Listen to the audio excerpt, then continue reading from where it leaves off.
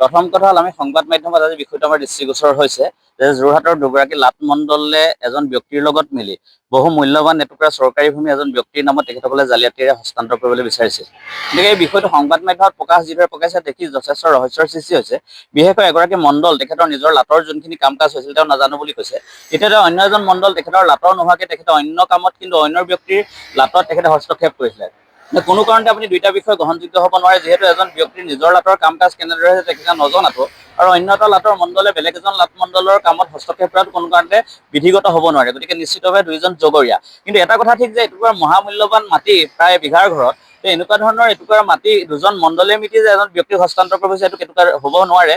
নিৰ্দিষ্টভাৱে ইয়াৰ লগত কোনো উচ্চপদস্থ বিষয় জড়িত হৈ থাকিব পাৰে।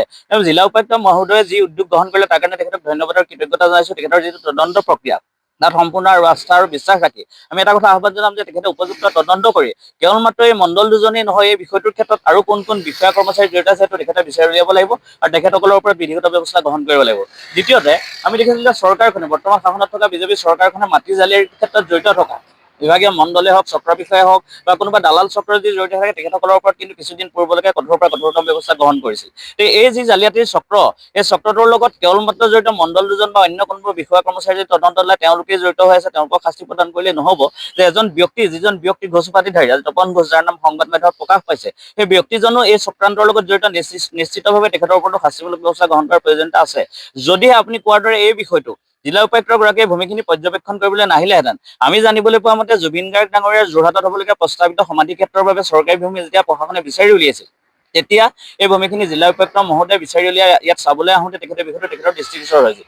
যদিহে তেখেতে এই বিষয়টো চাবলৈ নাহিলহেঁতেন, এই ভূমিখিনিৰ প্ৰয়োজনীয়তা অনুভৱ নকৰিলেহেঁতেন, নিশ্চিতভাৱে বিষয়টো কোনো কাৰণে পোহৰলৈ নাহিলহেঁতেন, হয়তো তপন ঘোষ নামৰ ব্যক্তিজনে সেই মণ্ডল বা বিষয়া কৰ্মচাৰীৰ লগত মিলি এই ভূমিখিনি হস্তগত কৰিলেহেঁতেন। এই ক্ষেত্ৰতে সন্দেহ এটা আমাৰ সৃষ্টি হয় যে যিহেতু চৰকাৰী ভূমি যোৰহাটৰ বিভিন্ন প্ৰান্তত বহু সংখ্যক আছে বুলি বিভিন্ন সময়ত তথ্য প্ৰকাশ পাইছিল, যে আজিৰ তাৰিখত এনেধৰণে থকা চৰকাৰী ভূমিসমূহ প্ৰকৃততে বেদখলমুক্ত হৈ আছে নাই এইটোত সন্দেহৰ সৃষ্টি হৈছে। যে জিলা উপায়ুক্তগৰাকীক আমি আহ্বান জনাইছো এই তদন্ত প্ৰক্ৰিয়াৰ সমান্তৰালভাৱে তেখেতে ৰাজহ চক্ৰ বিষয়াৰ কাৰ্যালয়ৰ অধীনৰ যোৰহাটৰ কোন কোন স্থানত কিমান পৰিমাণৰ চৰকাৰী ভূমি আছে এই বিষয়খিনিও পোহৰলৈ আনি প্ৰকৃততে এই ভূমিখিনি মুকলি হৈ আছে নে নাই সেয়া বিচাৰি উলিয়াওক আৰু তাৰ সমান্তৰালভাৱে চৰকাৰী প্ৰত্যেক টুকুৰা ভূমি যাতে ৰাইজৰ স্বাৰ্থত, জনসাধাৰণৰ স্বাৰ্থত, চৰকাৰৰ প্ৰয়োজনত ব্যৱহাৰ কৰিব পাৰে তাৰ উদ্যোগ গ্ৰহণ কৰক।